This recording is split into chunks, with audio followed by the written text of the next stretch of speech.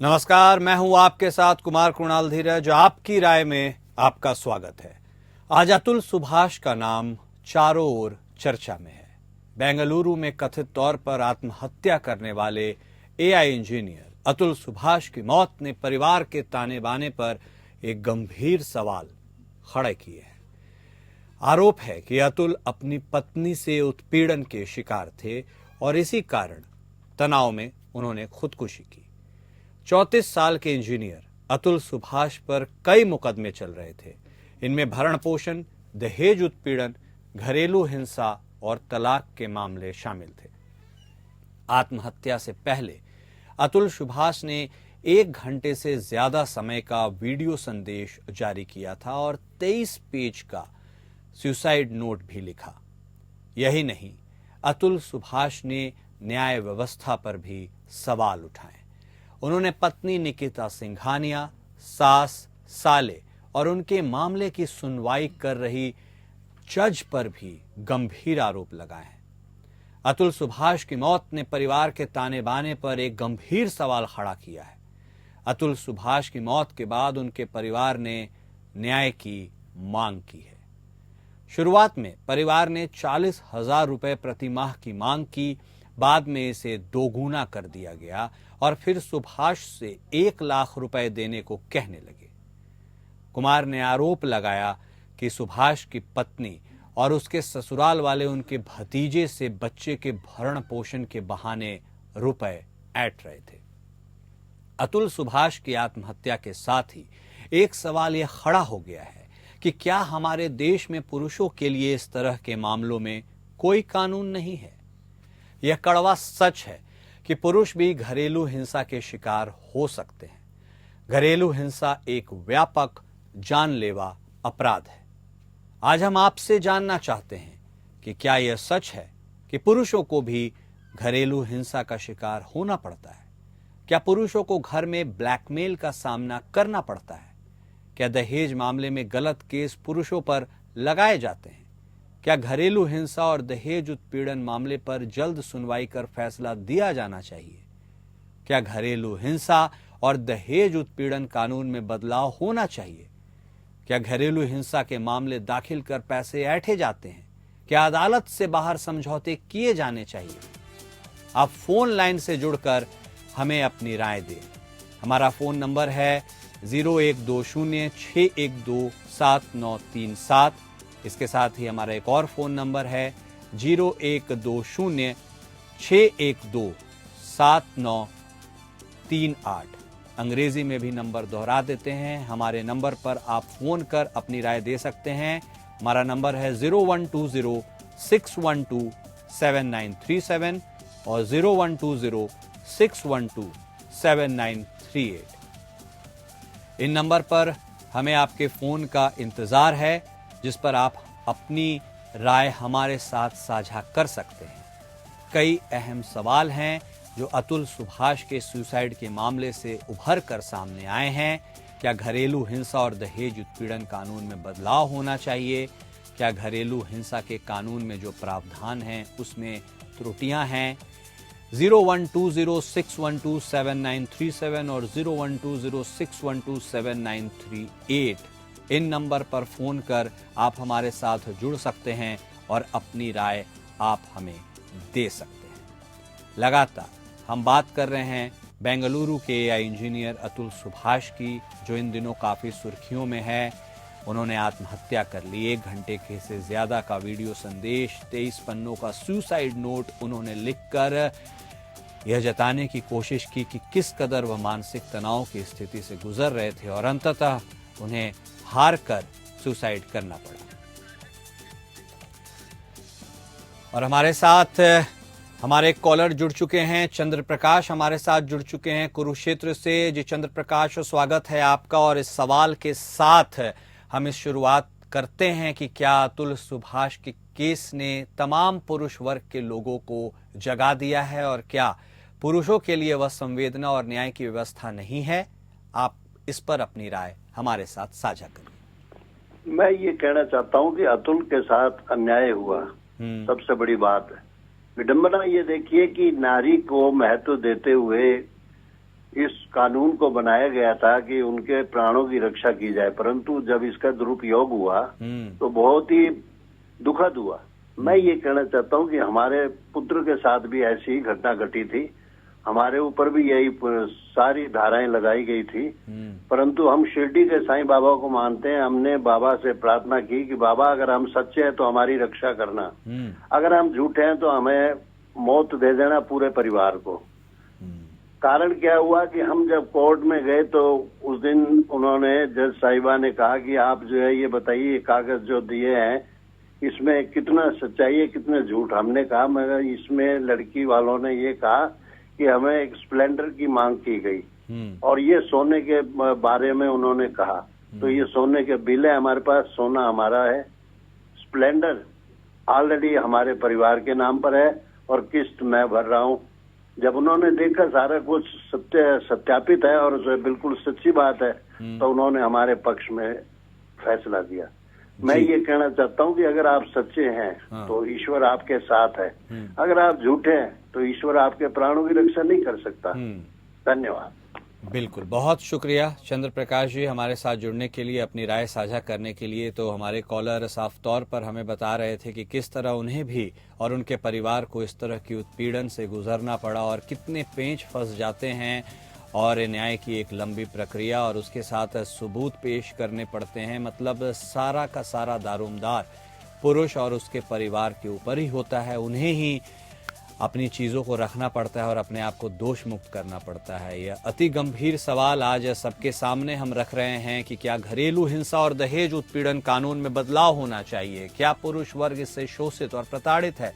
लगातार आप हमारे साथ जुड़ सकते हैं, हमारे नंबर आपके टीवी स्क्रीन पर फ्लैश कर रहे हैं 012061273937, 012061273938। आप भी अपना फोन उठाइए, नंबर घुमाइए और अपनी राय हमारे साथ साझा कीजिए। अतुल सुभाष की घटना ने पूरे देश को, खासकर पुरुष वर्ग को झकझोर कर रख दिया है। आमतौर पर महिलाओं को मिलने वाली समुचित न्याय व्यवस्था के शिकार कहीं न कहीं पुरुष भी हो रहे हैं। यह एक बड़ा सवाल है और आप अपनी राय हमारे साथ साझा कर सकते हैं। हमारे साथ हमारी एक और कॉलर कल्पना जुड़ चुकी हैं जम्मू से, हम उनका रुख करेंगे। कल्पना, कुछ बोलने और बताने की क्या ही जरूरत है जब सब कुछ सबके सामने है। अतुल सुभाष की घटना ने झकझोर कर लोगों को रख दिया। आप एक महिला हैं, क्या आपको लगता है कि पुरुषों के लिए इसमें समुचित न्याय व्यवस्था है? इसके साथ ही आप अपनी राय हमारे साथ साझा कर सकते हैं। की बहुत जरूरत है। कई पुरुष भी उत्पीड़न का शिकार हो रहे हैं। ये केस आपके सामने है। अभी चंद्र प्रकाश जी कह रहे थे कि जज साहिबा ने सारे डॉक्यूमेंट देखे और इंसाफ किया, लेकिन आप देखिए ये बेचारा जो एक इंजीनियर था उसके साथ जज साहिबा ने क्या इंसाफ किया। वो तो हंस रही थी और कह रही थी 5 लाख रुपया दो, तुम्हारा केस सेटल कर दूंगी। यहाँ तो उस बेचारे को इंसाफ नहीं मिला। और हमें कानून में संशोधन लाना है। कई बार फैमिलीज को भी इन्वॉल्व किया जाता है। उन बेचारे बेकसूर होते हैं, उनको सजा दी जाती है। महिला होने का अर्थ नहीं है कि आप नाजायज फायदा उठाएं और दहेज के उत्पीड़न में केस में डाल दें और साक्ष्य झूठे लाएं और उन बेचारों को टॉर्चर करें। मैं यही कहूंगी कि हमें इसमें संशोधन लाना चाहिए और जज साहिबा जो कुर्सी पर बैठी है न्याय की, जिन्होंने न्याय नहीं किया उनका तो टर्मिनेशन होना चाहिए। सुप्रीम कोर्ट के जजों को इस बात का संज्ञान लेना चाहिए। कल्पना जी, आप महिला होकर यह बात कर रही हैं, क्या आप इस बात से आप ताल्लुक रखती हैं या इस बात से आप सहमति रखती हैं कि कहीं न कहीं महिलाएं इसका दुरुपयोग भी करती हैं इस कानून का? इस अतुल की मदर को देखिए, वो कैसे तड़प रही है। हाँ। एक महिला में तो एक ममता भी होती है ना। हाँ। आप देखिए एक माँ कैसे रो रही है, कैसे बिलख रही है। उसका जवान बेटा, उस पर इतना टॉर्चर के मेथड उस पर अप्लाई हुए। यहाँ पर तो इंसाफ बराबर होना चाहिए। बिल्कुल। महिला ही है जिसने वो इंसाफ का तराजू रखा है हाथ में सुप्रीम कोर्ट में, वो भी तो महिला है। उसके आंख की पट्टी अब हटा दी गई है। हाँ। लेकिन ये देखना है कि लड़के को भी उतना ही इंसाफ मिलना चाहिए। जी, बहुत धन्यवाद कल्पना जी हमारे साथ जुड़ने के लिए और अपनी राय बेबाकी से रखने हुए। कल्पना जी ये बता रही थी कि एक महिला होकर वह बता रही हैं कि किस तरह पुरुषों के लिए भी कानून में कुछ संशोधन होने चाहिए और प्रावधान होना चाहिए और महिलाएं भी इस चीज़ का दुरुपयोग ना करें, और ऐसा करती हुई वह प्रतीत हो रही हैं, ऐसा मंजर नजर आ रहा है। और पत्नी की हिंसा का शिकार हो रहे पति के लिए लगातार हम सवाल उठा रहे हैं। घरेलू हिंसा कानून में बदलाव, संशोधन, क्या ऐसा होता है कि दहेज कानून का दुरुपयोग किया जाता है महिलाओं की तरफ से? कई ज्वलंत सवाल हैं। आप हमारे साथ जुड़िए लगातार। हमारा फोन लाइन का नंबर आपके टीवी स्क्रीन पर फ्लैश कर रहा है 0120612737 और 0120612738। आप भी हमें फोन कर सकते हैं, अपने दिल की बात हमें बता सकते हैं, अपनी राय दे सकते हैं कि क्या गलत केस पुरुषों पर लगाए जाते हैं, क्या जो डोमेस्टिक वायलेंस एक्ट है उसका दुरुपयोग किया जाता है, और घरेलू हिंसा के मामले दाखिल कर क्या पैसे ऐंठे जाते हैं। ये ऐसे कई सवाल हैं जिस पर हमें आपकी राय का इंतजार है। इसके साथ ही अतुल सुभाष के केस ने एक बार फिर उजागर कर दिया है कि पत्नी की हिंसा का शिकार पति भी होते हैं। हमारे साथ हमारे एक अन्य कॉलर पीसी गुप्ता फरीदाबाद से जुड़ चुके हैं, उनसे बातचीत करेंगे। गुप्ता जी, क्या आपको लगता है कि दहेज कानून का दुरुपयोग हो रहा है? क्या महिलाएं इस कानून की आड़ में पुरुषों को प्रताड़ित करने का मौका नहीं चूकती? समस्त महिलाओं के लिए हम ऐसा नहीं कह रहे हैं, लेकिन क्या ऐसी कोई गुंजाइश बनती है, और क्या आप अपनी राय जरूर दें, इसमें संशोधन होना चाहिए या नहीं? गुप्ता जी। मैंने अपने बेटे को भी खोया है। मैंने अपने 40 साल के बेटे को खोया है। उसको बराबर प्रताड़ित किया कोर्ट ने, और लड़की झूठ बोलती रही है, कोर्ट उसको विश्वास करती रही। मैं अब चूंकि मैं खुद बूढ़ा हूं तो मैं क्या कर सकता था, इसलिए मैं चुप हो गया। लेकिन मैं किस बात पूछता हूं। हेलो, सुन रहे हैं आप? जी सुन रहे हैं, और हमारी संवेदनाएं आपके साथ है। बहुत ही तकलीफ हुई यह जानकर कि आपने। मैं ये जानना चाहता हूँ कि सतयुग में भी, द्वापर युग में भी देवियां होती थी, तो वहाँ राक्षसी भी होती थी। हाँ, ये मोदी जी के राज में सभी देवियां हुई हैं। अहम मतलब कोई राक्षसी बची नहीं है जी। मतलब उनकी बात को आप 100% सही मान रहे हैं, वो जो कह दिया वो भगवान की बात हो गई। ये सब जो है वोट के लिए मोदी जी कर रहे हैं, वोट के लिए जी। हमारे लड़कों को वो सैक्रिफाइस कर रहे हैं जी। मेरा पोता उसने लेके भाग गई, वो समझे जी। और कोर्ट ने उसको कहा ठीक है उसको रहने दो, उसके पास ही रहने दो उसको, समझे। दूसरा जो है, मैं एक बात ये कहता हूँ, बोलिए, कि ये जो कानून है, ये अंग्रेजों का कानून है ये। जी बोलिए। ये लगता है हमारा संपर्क उनसे टूट गया, लेकिन उन्होंने बात करते करते कई अहम बातें कही हैं और मौजूदा सरकार से एक सवाल भी पूछा है कि क्या मोदी सरकार तमाम जो स्त्री वर्ग हैं, तमाम जो महिलाएं हैं, उन सबको देवी समझते हैं। और उन्होंने सतयुग का हवाला देते हुए कहा कि उस वक्त राक्षसनियां भी होती थी, तो एक सरकार को पुनर्विचार करने की जरूरत है, हमें ऐसा लगता है। उन्होंने अपने माध्यम से कहा कि जो पुरुष शोषित होते हैं, प्रताड़ित होते हैं, उनके ऊपर भी एक नज़र से देखने की ज़रूरत है। तो क्या गलत केस पुरुषों पर लगाए जाते हैं? क्या महिलाएं इसका दुरुपयोग करती हैं? और जिस तरह से महिलाओं के पक्ष में यह कानून बना है, ऐसे में एक बहुत प्रबल संभावना है कि महिलाएं, एक छोटा सा ही वर्ग उसका ज़रूर सही, इसका दुरुपयोग कर सकता है। तो क्या किसी ने उसके ऊपर नहीं सोचा? क्या सरकारें आती जाती रही, उसने इसके ऊपर नहीं सोचा? यदि नहीं सोचा तो क्यों नहीं सोचा? क्योंकि समाज में पुरुष और महिला दोनों रहते हैं, कोई भी किसी के अत्याचार का शिकार हो सकता है। और यही सवाल लगातार हम आपके सामने रख रहे हैं, आपकी राय की उम्मीद हम रख रहे हैं। 012061273937 और 012061273938 पर फोन लगाकर आप हमारे साथ जुड़ सकते हैं और अपनी राय हमारे दर्शकों के साथ साझा कर सकते हैं। घरेलू हिंसा आखिर निशाने पर कौन है, यह एक अहम सवाल निकलकर सामने आया है जब से अतुल सुभाष ने सुसाइड किया। बेंगलुरु में काम करने वाले एआई इंजीनियर अतुल सुभाष ने तकरीबन 1 घंटे का वीडियो संदेश जारी किया, 23 पन्नों का सुसाइड नोट लिखा और उसने कई परतें खोलती हुई नजर आई हैं। किस तरह से उन्हें टॉर्चर किया गया, यहां तक कि न्याय व्यवस्था के ऊपर भी उन्होंने गंभीर सवाल खड़े किए हैं। एक महिला जज का रेफरेंस लेकर के उन्होंने कहा है कि उन्हें उनके द्वारा भी प्रताड़ित किया जा रहा था, और ऐसे में जब न्याय देने वाले ही प्रताड़ित करने लगें तो न्याय फिर कैसे मिलेगा, इसकी उम्मीद करना भी बिल्कुल एक मुश्किल सी कल्पना नजर आती है। घरेलू हिंसा निशाने पर कौन, अहम सवाल।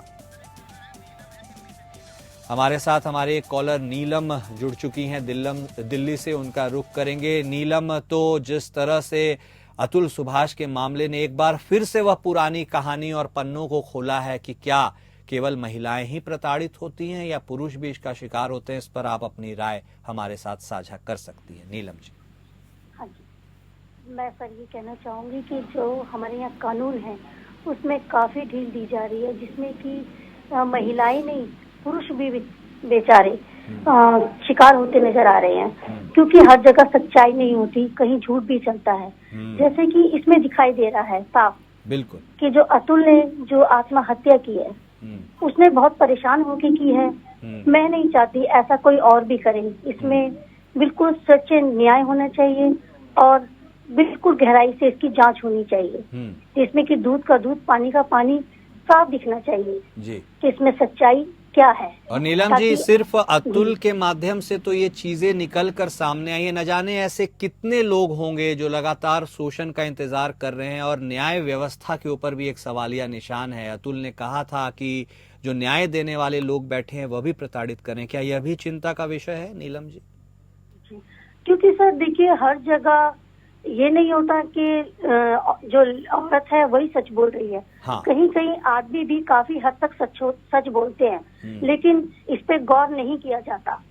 मैं चाहती हूँ कि इसकी गहराई से जांच हो, सच सामने आए, और जो इनके गुनहगार हैं हाँ। उन्हें सजा भी मिले, ताकि कोई और अतुल हमारे आगे ऐसा ना आए जी, कभी किसी के माँ बापों के साथ भी ऐसा ना हो। मैं आगे ये चाहती हूँ जी। बहुत धन्यवाद नीलम जी हमारे साथ जुड़ने के लिए, अपनी राय रखने के लिए। तो देखिए, ये भी एक कमाल की बात निकल कर आ रही है कि हमारे साथ जो पुरुष दर्शक जुड़ रहे हैं, तो एक संख्या में, काफी संख्या में महिला दर्शक भी हमारे साथ जुड़ रही हैं, और वह यह वकालत करती हुई नजर आ रही हैं कि पुरुषों के साथ भी अत्याचार हो रहा है, और न्याय व्यवस्था को फिर से दुरुस्त करने की जरूरत है। एक बार फिर सरकार को यह सोचने की जरूरत है कि क्या केवल गुनहगार पुरुष ही हो सकते हैं, या फिर आज के जमाने में महिलाएं भी इसका अनुचित लाभ उठा सकती हैं। आप हमारे साथ जुड़िए, अपनी राय हमारे साथ साझा कीजिए। लगातार हम इस प्रोग्राम को कंटिन्यू कर रहे हैं और यह सवाल उठा रहे हैं कि क्या घरेलू हिंसा और दहेज उत्पीड़न कानून में बदलाव होना चाहिए, कि पत्नी की हिंसा का शिकार पति क्यों हो रहे हैं, घरेलू हिंसा कानून में बदलाव होने चाहिए। ऐसे ये सवाल हम उठा रहे हैं। हमारे साथ आप इस फोन नंबर पर फोन कर जुड़ सकते हैं 0120612793 और 012061279338। आप भी हमें फोन करें और अपनी राय हमारे साथ साझा करें।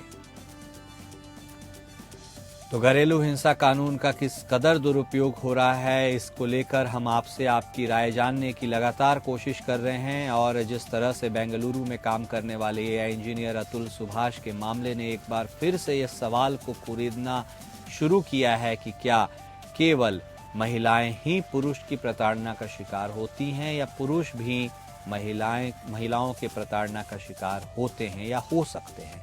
और इसीलिए जो लचीलापन यह कानून में नहीं है, एक तरफा यह कानून है जिसमें महिलाओं को ज्यादा शक्तियां हैं, उनके पास ज्यादा अधिकार हैं, क्या और पुरुषों को उनसे तकरीबन काफी हद तक वंचित रखा गया है। क्या इस पर एक बार फिर से सोचने की जरूरत है? क्या इस पर संशोधन की जरूरत है?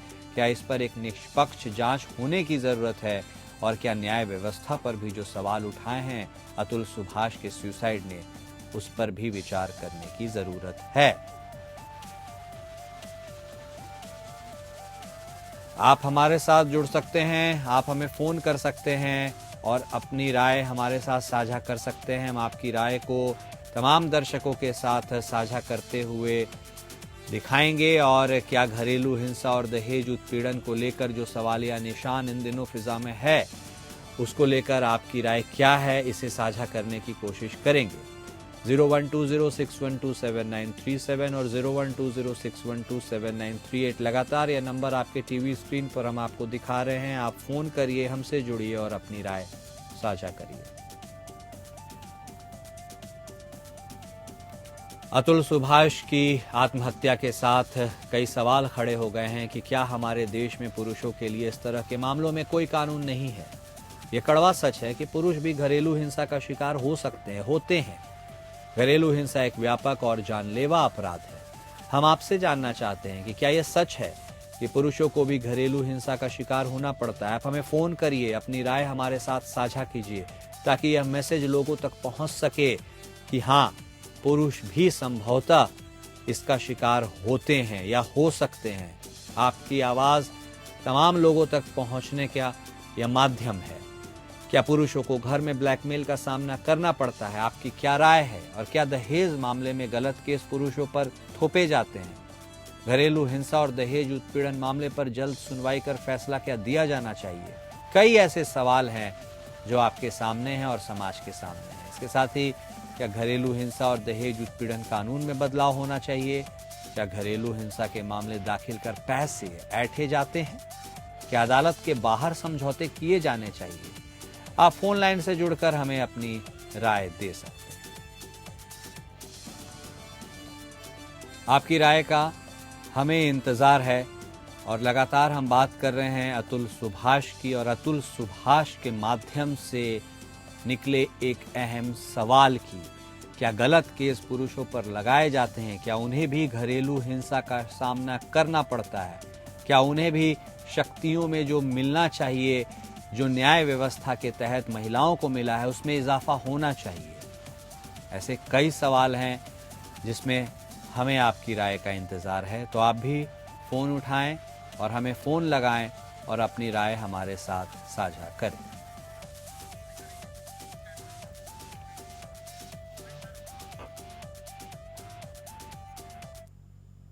तो क्या घरेलू हिंसा और उससे जुड़े हुए कानून में, प्रावधानों में बदलाव होना चाहिए?